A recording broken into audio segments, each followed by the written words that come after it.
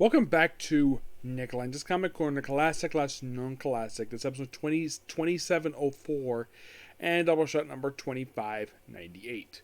Now, first up, we're discussing the last official showcase book release for Batman.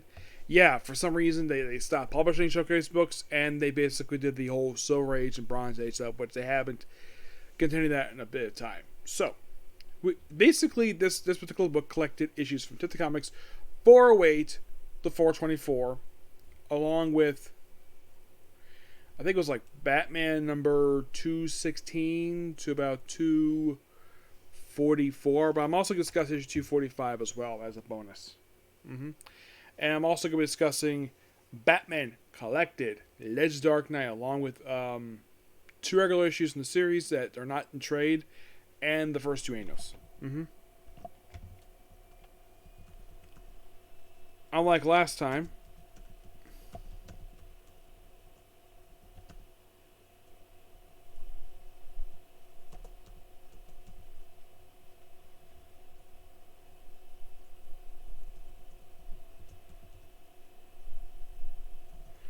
we'll first start with Detective. Now, we're skipping over Detective Comics issues. We're skipping 408, and we're also skipping over 411, and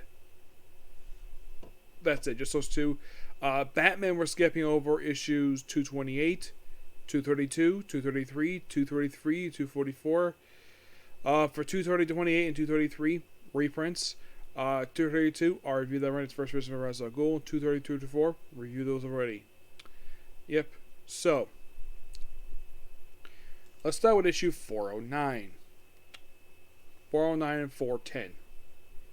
Now, I've already discussed the background features. Basically, well, this one mostly puts about a guy who, I would say the character here keeps moving his face. So really, he's ugly underneath. Kind of makes me like a prototype version of Jane Doe. Yeah, that's kind of basically what it is. The man in the eternal mask. And we have Frank Ribbons and Bob Brown, the artwork for these issues. Well, for the comics anyways. For 410, it is mostly put Danny O'Neill and the late Neil Adams, where this is the first appearance of a character named Eddie Deacon, otherwise known as Flippy. He, of course, well, he's a very minor recurring character. Like, after this one appearance, he does not appear again until Helmet of Fate, Detective Chimp, and then became a member of Shadow Pact years later.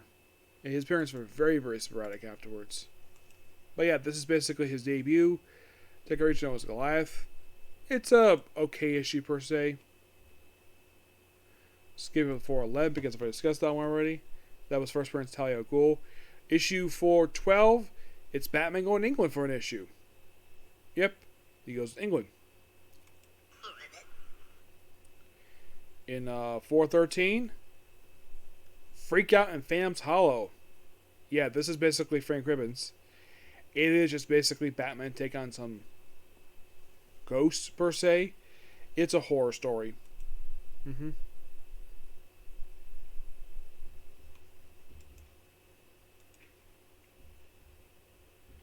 Actually, it was 426. I may have forgot that one, but still. Yeah. In 414, this is basically where he goes to Florida. Yep. Now, there's always the Earth 2 stories background story discussed already in the Showcase Ben's background book. But the Earth stories put in here, the reprints.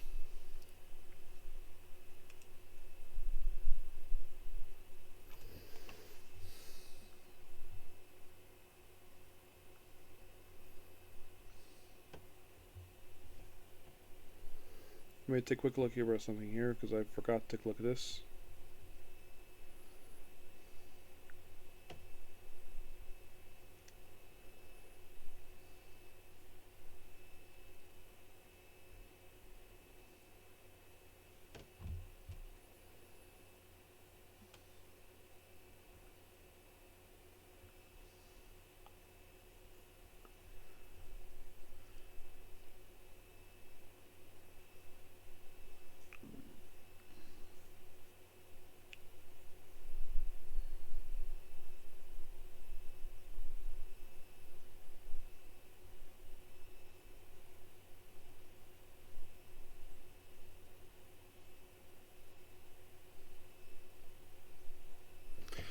Alright, so basically, in the case of 415, basically it's Batman being apparently trying to be hanged. Yeah. Yeah, there's also background story in this one. 416. It is taking on Man-Bat. Yep. Man-Bat returns this book. First time he's appeared since 400. But yet, this book was not collecting the Man-Bat trade. Written and drawn by Frank Ribbons. Not a really bad issue per se. I like this book. Yes, and then 417, it is mostly put dealing with a guy who had to pose as Batman for an issue. It was a guy trying to prove himself. In 418, Batman teams with the Creeper. Yeah. He was a Creeper for this. She was done by Danny O'Neill and art by Eric Nowick. 419. About Death of statues, and of course Arthur Reeves. This whole thing is like, yeah, he gets basically picked up and put to the side.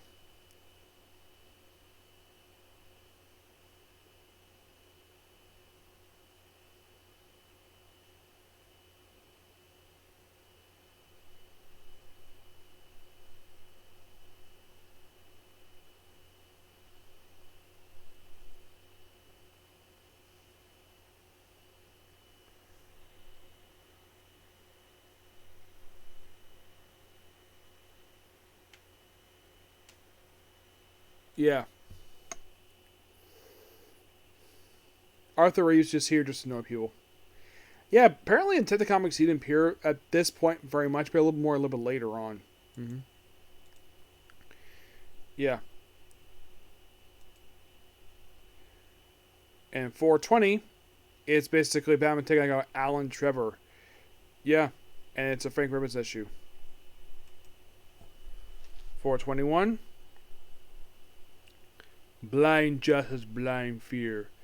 Yeah, basically trying to deal with a riot in prison. 421. 422.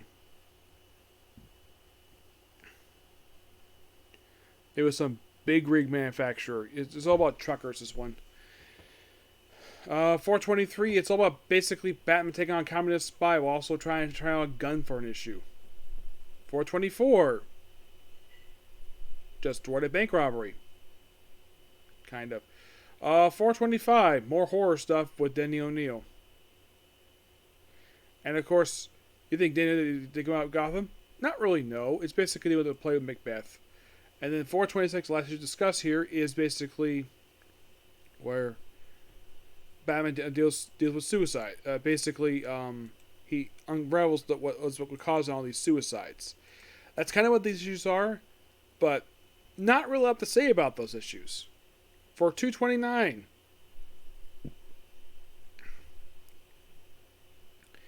it's Batman dealing with some futurist stuff. Robert Kaniger writes this issue. Yes, Robert Kaniger. 230, this is basically Fickerman's R. Nevick. Barons, that's kind of who the main villain of the issue is. 430, 231, Return of the Ten-Eyed Man. Yeah, first time he appeared in the books in issue 231. Yeah, this was his return. And after this, he would not appear again until Man-Bat number 2. And that came out roughly about 5 years later. So he would not return again for 5 years. But great to see Ten-Eyed Man. And apparently got killed off Crisis on Infinite Earths because it was Marvel's request. And we're going to discuss 232 already because debut of, well, Ra's al Ghul. And 233 is a reprint issue.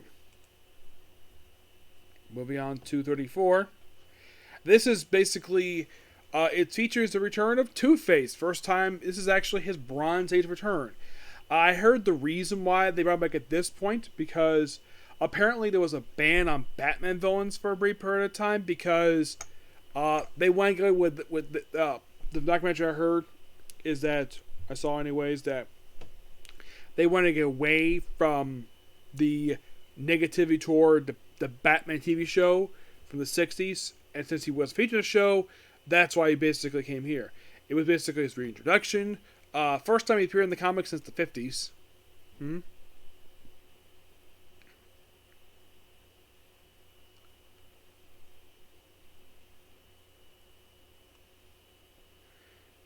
Yeah, basically also retelling his origin story. But that's most of exactly what this issue is. One of two times they bring like a classic Batman villain to do a reintroduction for them. Uh,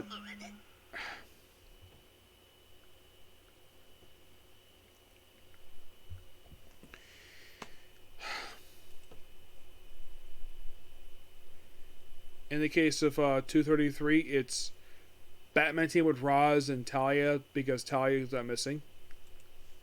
It was a brief return for him, for Roz. And I'm going to have to stop it here because supper is ready. No surprise there, so when I get back, I will finish discussing Batman issues and I move on to Legends Dark Knight stuff. Okay? Next video, please be sure to like, comment, subscribe to notifications, do not hit dislike button. Okay? Bye.